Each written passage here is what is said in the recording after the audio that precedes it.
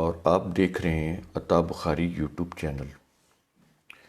آج ہم سورہ توبہ کی آیت نمبر 17 اس کی انٹرپریٹیشن کریں گے۔ یہ بڑی اہم آیت ہے۔ کسی بھی ریاست میں جو اللہ کے قانون کی روح سے اس کے اندر کوئی حکومت قائم ہو، کوئی ریاست قائم ہو، تو اس میں جو قانون کی جو حیثیت رکھتی ہے وہ ہے کتاب اللہ۔ تو ایسی ریاست کے اندر وہ جو اللہ کا جو نظام ہے، اس کے جو مراکز ہیں، ان کو قرآن مساجد بولتا ہے۔ یعنی مسجد وہ جگہ ہے جہاں پر اللہ کے نظام کا مرکز قائم کیا جاتا ہے۔ یہ آباد تو لوگوں نے ہی کرنی ہوتی ہے، کیونکہ اللہ کو خود آ کر وہ مساجد نہیں بناتا، انسانوں نے بنانی ہوتی ہے۔ لیکن وہ مساجد بیسیکلی اللہ کے نظام کا مرکز ہوتی ہیں۔ اگر ان مساجد کے اندر اللہ کا نظام اس کے نظام کی بجائے انسانوں کے بنائے ہوئے نظام کی بات کی جا رہی ہو یا ان کی امپلیمنٹیشن کی جا رہی ہو، تو یہ پھر شرک ہو جائے گا۔ وہ پھر مساجد اللہ نہیں رہیں گی، اللہ کی مساجد نہیں کہلائیں گی۔ اور اس کے اندر جو لوگ ہوں گے، جو عاملین ہوں گے، جو اس نظام میں کام کرنے والے ہیں، ایگزیکٹو باڈی ہیں، ہیڈ آف دا اسٹیٹ ہیں، یہ جو لوگ ہیں وہ پھر ان کو قرآن مشرکین بولتا ہے، کیونکہ وہ اللہ کے نظام سے ہٹ کر کوئی اور نظام جو ہے اپنے مذاہب کا، اپنے مسالک کا، اس کی روح سے وہ ان مساجد میں کام کر رہے ہوتے ہیں۔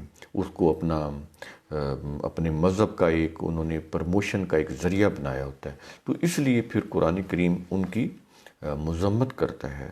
تو یہ آیت اس سلسلے کی ایک کڑی ہے۔ اور بھی بہت سی آیات ہیں، لیکن یہ آیات ایسی ہیں جو بالکل اپنے میننگز کے اندر بالکل واضح ہیں۔ تو آج ہم ان کو کلیئر کر کے آپ کے سامنے رکھیں گے۔ تو آگے بڑھنے سے پہلے میرا یوٹیوب چینل سبسکرائب کر لیں اور بیل آئیکن بھی پریس کر لیں۔ تو 17 نمبر کی آیت یہاں سے شروع ہوتی ہے سورہ توبہ کی۔ ما کان للمشرکین، مشرکین کا یہ کام نہیں ہے، یہ مشرکین کے لیے یہ لائق نہیں ہے، ان کا یہ کام نہیں ہے۔ کیا؟ ان یعمروا مساجد اللہ، کہ وہ اللہ کی مساجد آباد کریں۔ اب یہاں پر یہ جو مساجد ہے، یہ مسجد کی جمع ہے۔ تو یہ مساجد قرآن کس کو کہتا ہے؟ مسجد کس کو کہتا ہے؟ جو اللہ کا مرکز ہو، تو اللہ کے قانون کا مرکز ہو۔ یہ نہیں ہے جو ہمیں کانسیپٹ دیا گیا ہے کہ یہ اللہ کا گھر ہے، وہ اللہ کو اس میں رہتا ہے جیسے ہم اپنے گھروں میں رہتے ہیں۔ یہ ایسی بات نہیں ہے۔ تو مساجد اللہ سے مراد کیا ہے؟ کہ اللہ کے نظام کا مرکز۔ اور اللہ کا نظام کیسے قائم کیا جاتا ہے؟ جو اس کے قوانین قرآن کے اندر ہیں، ان کی روح سے جب ہم کوئی نظام قائم کرتے ہیں تو یہ پھر اللہ کا نظام کا مرکز کہلائیں گی یہ مساجد۔ تو وہ کہتا ہے کہ ان یعمروا مساجد اللہ، کہ وہ اللہ کی مساجد آباد کریں۔ یہ کام مشرکین کا نہیں ہے۔ یہ کن کا کام ہے؟ جو لوگ خالص قرآن کی روح سے نظام بنائیں اور اس کی امپلیمنٹیشن کریں، تو یہ اس امپلیمنٹیشن کا یہ مرکز ہے۔ یوں کہہ لیں یہ ان کے گورنمنٹ کے سیکریٹریٹ ہیں، یہ جو مساجد ہیں، یہاں پر گورنمنٹل سیکریٹریٹ کام لیا جاتا ہے۔ تو یہ اس طرح سے یہ چیزیں ہیں۔ تو ہم نے تو ان کو ورشپ میں بدلا ہوا ہے نا، وہاں پہ ہم جا کے ورشپ کرتے ہیں۔ تو قرآن کریم میں تو ورشپ کا کوئی کانسیپٹ نہیں۔ آپ اسی سے آپ دیکھ لیں قرآن کریم کیا کہہ رہا ہے۔ اب یہ جو مساجد ہیں جن کو ہم کہتے ہیں یہ اللہ کا گھر ہے، اور ان میں کیا شرک ہوگا آپ بتائیں گے؟ اگر یہ اسی طرح کی پوجا پاٹ کی جو چیزیں ہیں، پرستش کی جو چیزیں ہیں، تو ٹھیک ہے، یہ اپنے مذہب اور اپنے مسلک کے مطابق کر رہے ہیں۔ یہ تو بڑا چھوٹے لیول کا شرک ہے۔ اصل شرک کیا ہے؟ کتاب اللہ کے مقابلے میں کسی اور کتاب کو لے کر آنا۔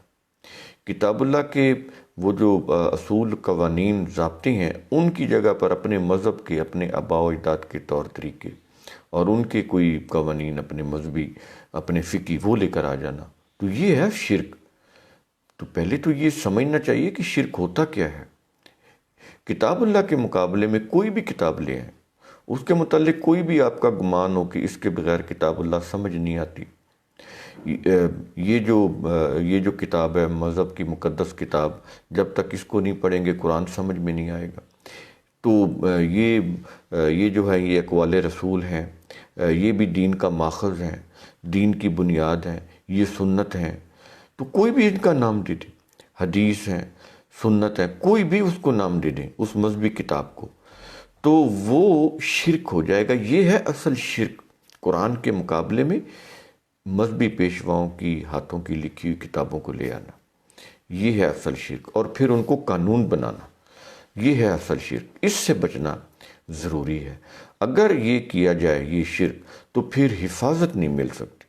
یہاں پر بخشش کا معاملہ نہیں ہے، وہ جو قرآن کی آیت ہے کہ اللہ جو ہے شرک کے علاوہ باقی سب جو ہے انہوں نے ترجمہ کیا ہوا کہ بخش دے گا، شرک نہیں بخشے گا، یہ بخشش کا معاملہ ہی نہیں ہے۔ ان اللہ لا یغفر کے الفاظ ہے، یغفر کا معنی بخشش کرنا نہیں ہے، یغفر کا مطلب ہے حفاظت، کہ یہ جو شرک ہے، جب تم اللہ کے نظام کو، اس کے قوانین کو چھوڑ کر اپنے مذہبی پیشواؤں کے، اپنے آباء و اجداد کے طور طریقوں کو، اپنے مسالک کو، اپنی فقہوں کو، اپنی شریعتوں کو جب تم نافذ کرو گے، تو پھر تم تباہی سے نہیں بچ سکو گے، پھر تمہاری حفاظت نہیں ہوگی۔ یہ کہہ رہا ہے قرآن کریم، ان اللہ لا یغفر، تو تمہاری حفاظت نہیں ہوگی، بخشش نہیں ہے۔ یہ تو ترجمہ ہی غلط کیا ہوا ہے۔ تو آج بھی عربی کے اندر مغفر جو ہے وہ ہیلمٹ کو بولتے ہیں، یہ وہی لفظ ہے ان اللہ لا یغفر۔ تو ہیلمٹ، جنگوں کے اندر جب فوجی لڑتے ہیں تو سروں کے اوپر وہ جو ہیلمٹ رکھتے تھے، اب بھی رکھتے ہیں، تاکہ وہ سر کو کوئی ضرب نہ لگ جائے، چوٹ نہ لگ جائے، تو وہ اس کو مغفر بولتے ہیں، وہیں سے یہ لفظ ہے۔ تو یہاں پر یہ جو چیز کہہ رہا ہے کہ مشرکین کے لیے یہ ان کا کام نہیں ہے کہ وہ مساجد کھڑی کر دیں اور کہیں کہ وہاں پر پوجا پاٹ کر کے اپنے مذہب یا اپنے مسلک یا اپنی شریعتوں کے وہاں پر کو مذہبی پیشوا کھڑا کر دیں اور کہیں کہ ہم دین کا کام کر رہے ہیں، تو وہ تو شرک ہو جائے گا۔ قرآن کریم تو منع کر رہا ہے اور ان کی تردید کر رہا ہے کہ ما کان للمشرکین، کہ مشرکین کا یہ کام ہی نہیں ہے ان یامروا مساجد اللہ، کہ وہ اللہ کی مساجد کو آباد کریں، یہ ان کا کام نہیں ہے۔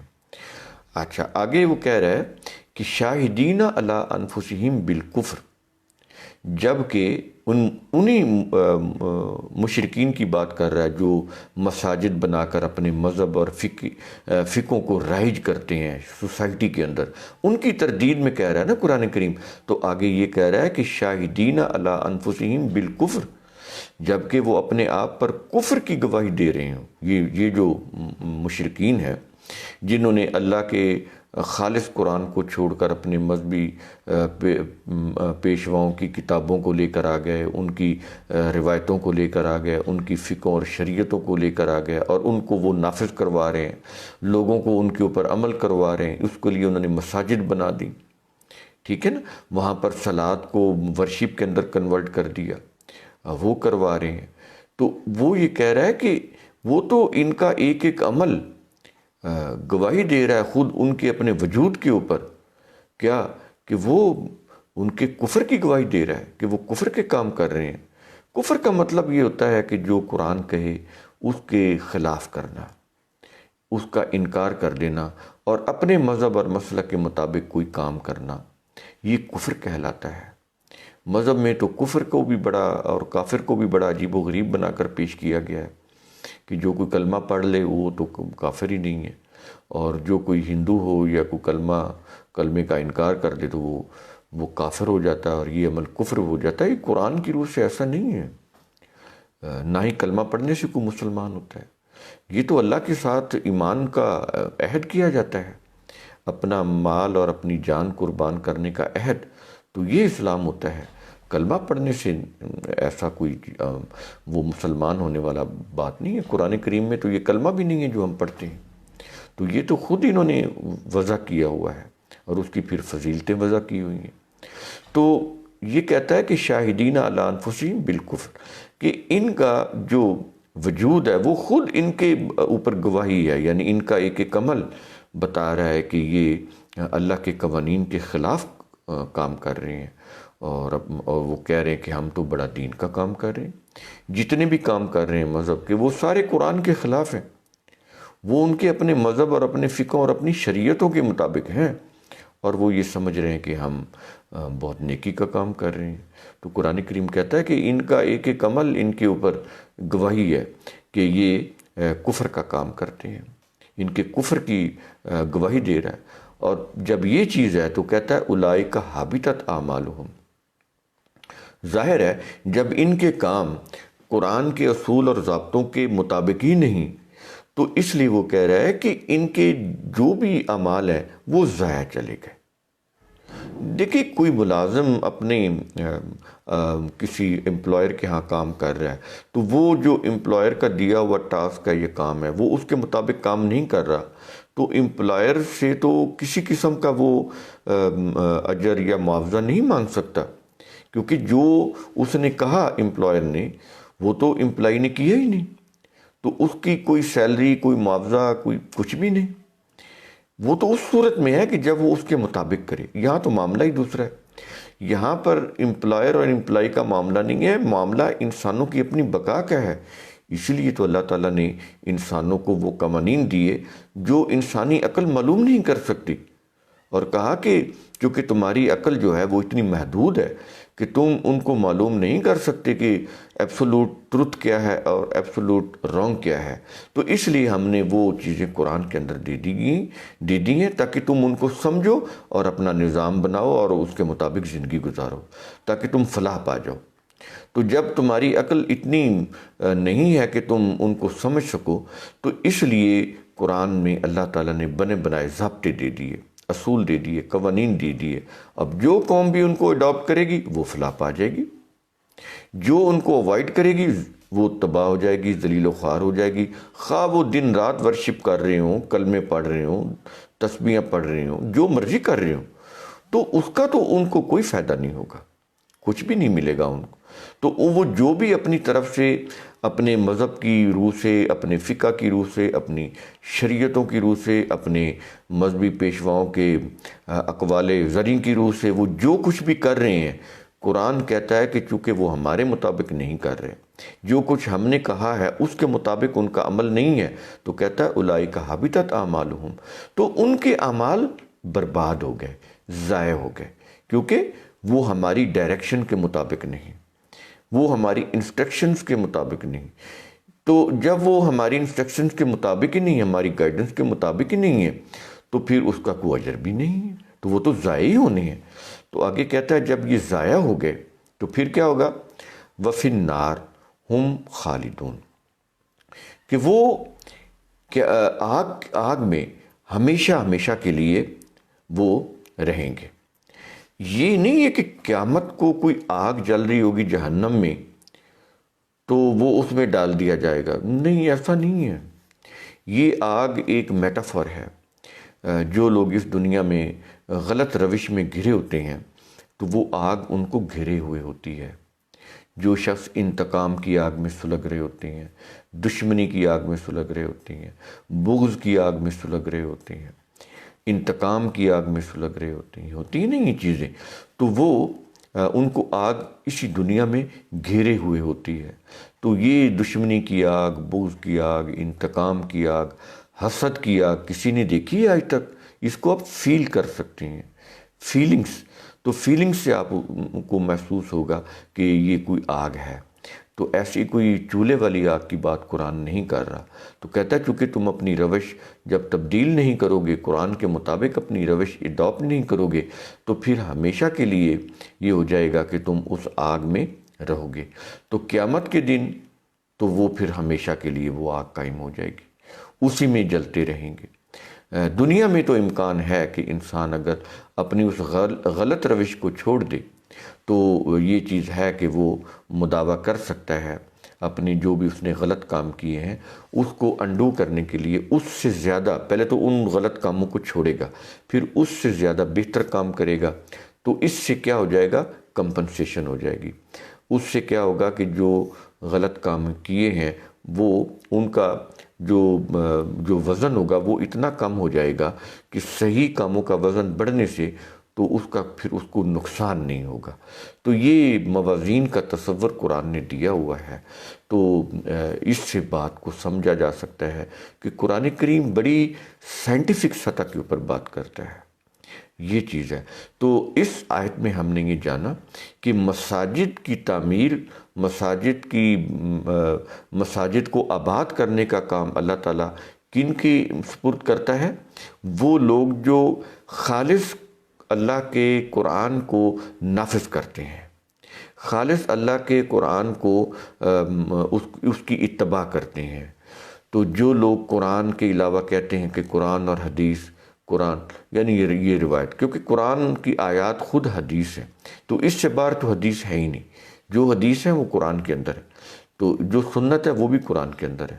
تو جو لوگ اس سے باہر کی چیزوں کو، مذہبی پیشواؤں کی لکھی ہوئی کتابوں کو حدیثیں مانتے ہیں یا روایتیں مانتے ہیں، تو اس صورت میں وہ کہتے ہیں کہ قرآن اور حدیث اور قرآن اور سنہ۔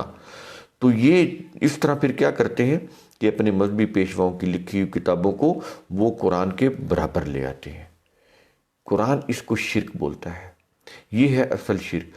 جب اس قرآن کے مقابلے میں یہ لوگوں کی لکھی ہوئی سنت اور لوگوں کی لکھی ہوئی حدیث یعنی روایت کی کتابیں جب آپ اس کے برابر لے آئیں گے اور کہیں گے کہ ان کے بغیر قرآن نہیں سمجھ آتا، یہ ہو جائے گا شرک۔ ایسے لوگ جب مساجد قائم کریں گے یعنی اللہ کا نظام قائم کریں گے تو وہ بھی توحید پر مبنی نہیں ہوگا، اس میں پھر کیا ہوگا؟ انسانوں کی تباہی ہوگی، کیونکہ اس کے اندر جو قوانین ہوں گے وہ غیر اللہ کے ہوں گے، اللہ کے نہیں ہوں گے۔ جب اللہ کے قوانین نہیں ہوں گے، انسانوں کے مذہبی پیشواؤں کے بنائے ہوئے ہوں گے، تو اس سے انسانیت جو ہے وہ تباہ ہوگی، انسانیت کو نقصان پہنچے گا اور اس کی کوئی حفاظت نہیں ہو سکے گی، کیونکہ صحیح قانون کا اتباع جو ہے، صحیح قانون کو فالو کرنا، اس سے حفاظت ملتی ہے۔ اگر آپ صحیح قانون کو فالو نہیں کریں گے، اس سے پھر حفاظت نہیں ملے گی، اس سے پھر کیا ہوگا؟ تباہی ہوگی، بربادی ہوگی، ذلت ہوگی، خواری ہوگی۔ قرآن کریم اس سے بچانا چاہتا ہے لوگوں کو۔ امید ہے آپ کو یہ سمجھ آیا ہوگا کہ مساجد کیا ہوتی ہیں؟ اللہ کے نظام کا مرکز ہوتی ہیں، اور اس کو آباد کرنے والے لوگ کون ہوتے ہیں؟ جو صرف کتاب اللہ کی امپلیمنٹیشن کرتے ہیں، جو کتاب اللہ کے علاوہ اس کے ساتھ کوئی اور کتابیں اس کے متوازی، اس کے پیرلل لے کر آتے ہیں اور سمجھتے ہیں کہ یہ دین کا ماخذ ہے، تو ان کے متعلق قرآن کیا کہتا ہے کہ وہ مشرکین ہیں، وہ کفر کا کام کر رہے ہوتے ہیں، کیونکہ وہ اللہ کی جو کتاب ہے اس کا جو ضابطہ ہے اس کے مقابلے میں اپنے مذہب کی فقہ اور شریعتیں لے کر آتے ہیں، اور اس کو وہ پھر مسجدیں بنا کر پروموٹ کرتے ہیں، لوگوں کو دھوکہ دیتے ہیں، لوگ پھر اس کو دین سمجھ کر اڈاپٹ کرتے ہیں۔ تو یہ جو مساجد ہیں یہ پھر اللہ کے نظام کا مرکز نہیں رہتی، بلکہ وہ ان کے مذہب، ان کے فقہوں، ان کی شریعتوں کے ترویج و اشاعت کا مراکز بن جاتی ہیں۔ ان کے یوں کہہ لیں کہ ان کو اسٹیبلش کرنے کے لیے وہ ان کے مراکز بن جاتی ہیں۔ تو اس سے قرآن کریم نے وارن کیا ہے کہ ایسی چیزیں نہ کی جائیں۔ ایسے لوگ، ان کو اگر کوئی اسلامک اسٹیٹ ہو تو وہ ایسے لوگوں کو پھر مساجد نہیں بنانے دے گی، وہ پھر ان کو اجازت نہیں ہوگی کہ وہ اللہ کے نام کے اوپر ایسی مساجد قائم کریں جس کے اندر وہ اپنے مذہب اور اپنے مسلک کی پروموشن کریں، اس میں پھر اجازت نہیں دی جائے گی۔ اگر کوئی ایسا اسٹیٹ ہو جس کے اندر قرآن جو ہے وہ ایبسولوٹلی ایکسکلوزیولی اللہ کے قانون کے طور پر امپلیمنٹ کیا جائے، تو وہاں پر ان کو کوئی اجازت نہیں دی جائے گی۔ تو یہ چیز اس آیت کے اندر آ رہی ہے۔ تو امید ہے یہ میرا ویڈیو جو ہے قرآن کریم کا اصول ثم تفکروا، اس کی روح سے آپ میں سوچنے سمجھنے کی ترغیب پیدا کرے گا۔ شکریہ۔